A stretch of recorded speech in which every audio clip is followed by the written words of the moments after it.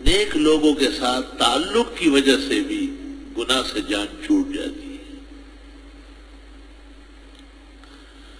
اور نیک لوگوں کے انظار نظر بھی ایسی مبارک ہوتی ہے، بعض نظریں دیکھ کر حیرت ہوتی ہے۔ ہمارے یہاں ایک شخص آیا، اس نے ایسے اوپر دیکھا کہ بہت اچھے اور گھنے درخت ہیں۔ اگلے دن جب وہ اس وقت آ رہا تھا تو وہ درخت دونوں گر گئے تھے،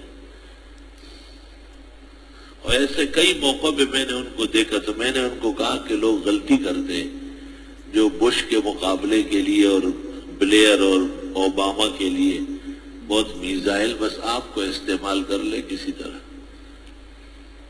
کیونکہ آپ کی آنکھوں میں بھی دھماکہ ہے پورا۔ وہ بڑا خفا ہو رہا ہے کہ دے مجھے نشانہ بنایا ہے۔ لا الہ الا اللہ۔ حدیث شریف میں ہے العین و حق النظر، تو لگتی بخاری کی حدیث ہے۔ ایک صحابی اپنے گھر میں نہا رہے تھے، دیوار چھوٹی تھی، ہاتھ اوپر کیا، دوسرا لوگ گزر رہا تھا۔ یہ جو نہا رہا تھا بہت خوبصورت تھا، اور یہ جگہ ویسے بھی گوری ہوتی ہے آدمی کی، عرب ذرا زیادہ کالے ہوتے ہیں، ان کو گورا بڑا اچھا لگتا ہے۔ تو رک گیا، اس کو دیکھتا گیا۔ جب وہ غسل سے فارغ ہو گیا تو مشکل سے نیچے چٹائی پہ لیٹ گیا اور اہل خانہ سے کہا کہ گیا جناب رسول اللہ صلی اللہ علیہ وسلم کو اطلاع دی گئی، آپ چٹپٹ تشریف لے آئے۔ آپ نے پوچھا کہ کیا کر رہا تھا؟ کہ یہ نہا رہا تھا۔ یہاں سے کون گزرا؟ ایک کو پکڑ کے لائے، اس کو کہا علامہ تقتل اخاک، اپنے بھائی کو کیوں آنکھوں سے قتل کر رہے ہو؟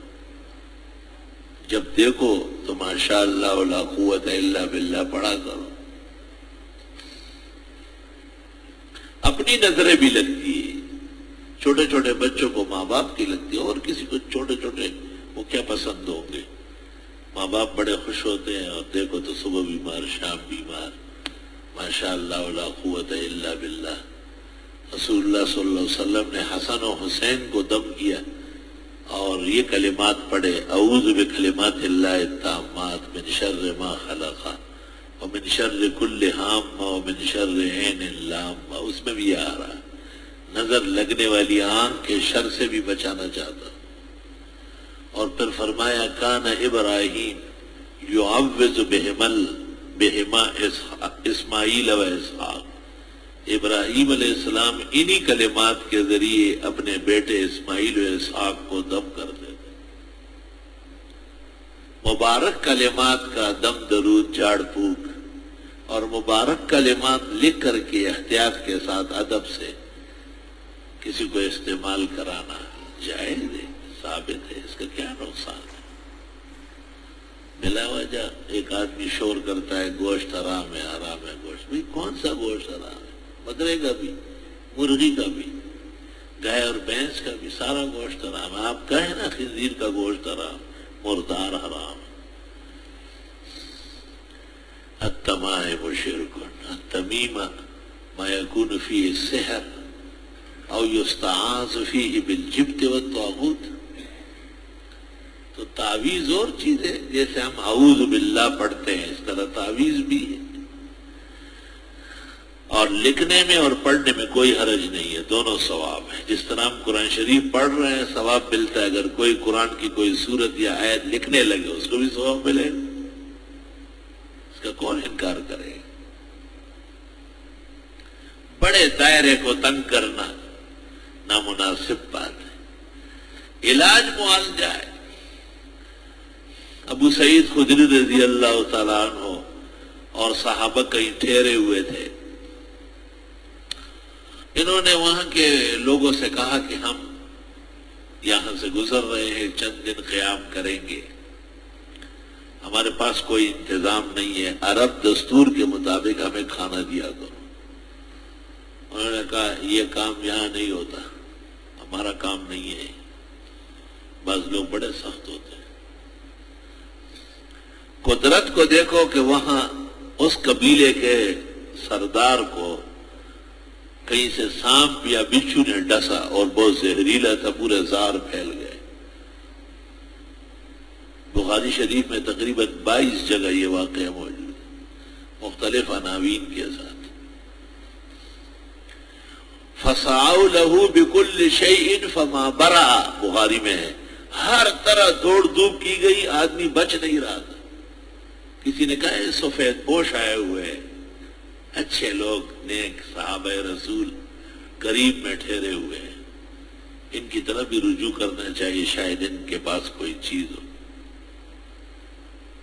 وہ لوگ آئے، ابو سعید خدری نے کہا میں دم تو کر دوں گا اور انشاءاللہ فائدہ بھی ہوگا، لیکن ہم اتنے دنوں سے یہاں ٹھہرے ہیں، عرب دستور ہے کہ گزرنے والوں کو کھانا دیتے، تم نے ہمیں انسان ہی نہیں سمجھا، ہم بھی نہیں دم کریں گے جب تک کچھ مقرر نہیں کرو گے۔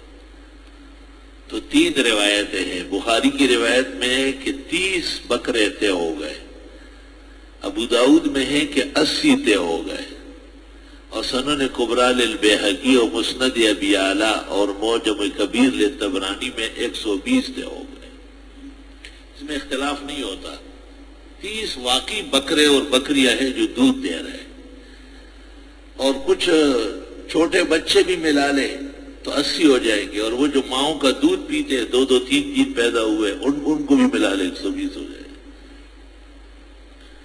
علم حدیث اس کو کہتے ہیں کہ اختلاف کو رفع کرے۔ علم حدیث جنگل دنگل پیدا کرنے کو نہیں کہتے، منگل بنانے کو کہتے ہیں، جیسے محدثین توفیق کہتے ہیں بین الروایات۔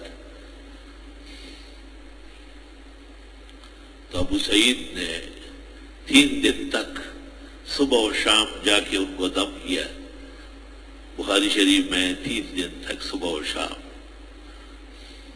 وہ ٹھیک ہو گئی، اور انہوں نے اپنے طے شدہ شرائط کے مطابق بکروں کا پورا ریوڑ حوالے کیا۔ لوگ کہتے ہیں جی آپ دم کر دیں، میں کہتا ہوں تم دم نہیں کراتے ہو، دم کا مذاق اڑواتے ہو۔ بعضوں کو تو میں کہتا ہوں کہ اپنے آپ کو آئینے میں دیکھو، اپنی شکل دیکھو، تم دم جانتے ہو؟ تو جب کہتے کیوں جی ہم میں کیا ہے، میں کہتا ہوں حدیث میں 3 دن آئیں گی صبح و شام، پھر اس کے لیے تیار نہیں ہے۔ دم کو یہ بالکل مذاق سمجھتے ہیں۔ آغا خان میں 6 لاکھ کا بل بھی دیں گے اور لاش بھی لائیں گے، وہاں سے کوئی زندہ نہیں نکلا ہے، لیکن کسی اپنے بزرگ اور عالم سے اگر وہ شوق سے بھی دم کرائے تو اس میں غیرت ایمان کہاں ہے؟ یہ وقت کہاں نکالتا ہے؟ آپ کہہ دیں ان کو کہ صبح سورج نکلنے سے پہلے دم کروائیں، 100 میں 2 تیار ہوں گے، 98 تیار نہیں ہوا۔ قرآن کریم میں ہے کہ جب ان کی روح نکلتی ہے اور پیر رگڑتے پھر کہتے ہیں من راق من راق، آئے کوئی دم کرانے والا۔ اب کیا بات ہے؟ بات تو ختم کر دیا۔ ایک بات تو یہ ہو گئی، دوسری بات یہ دیکھو کہ وہ کفار ہے، ناکارہ قبیلہ ہے، مسلمانوں کو کھانا تک نہیں دیا، لیکن جب ابو سعید نے کہا آپ نے اکرام نہیں کیا، ہم مفت نہیں دم کریں گے، تو 120 بکروں کے لیے تیار ہو گئے۔ ایک بکرا جو منڈی سے آتا ہے یہاں اکثر العلوم کے باورچی خانے طلباء کے لیے پہنچتا ہے تو کم از کم 1000 کا تو میرے خیال سے مشکل ہے کوئی ملے گا، 1000 بھی لگا لو تو 1,20,000 ہو گئے، وہ 80 والا لگا لو تو 80,000 ہو گئے، ورنہ 30,000 تو پکے۔ تو ان سے پتہ کر لے کہ آپ کسی ایسے دم کے قائل ہیں کہ جس میں آپ پر شکرانے کے طور پر مدرسے میں 30,000 کم از کم، ورنہ 80,000 ورنہ 1,20,000، یا حافظ قرآن کو رمضان میں مصلے پر 1,20,000 دے دیں گے آپ، یہ آپ کا ایمان ہے، پتہ چلا ہے۔ اس لیے میں کہتا ہوں کہ یہ دم والے نہیں ہیں، یہ تو دم کے عملاً منکر ہے، اور یہ دم جانتے بھی نہیں، یہ چوف کو دم کہتے ہیں۔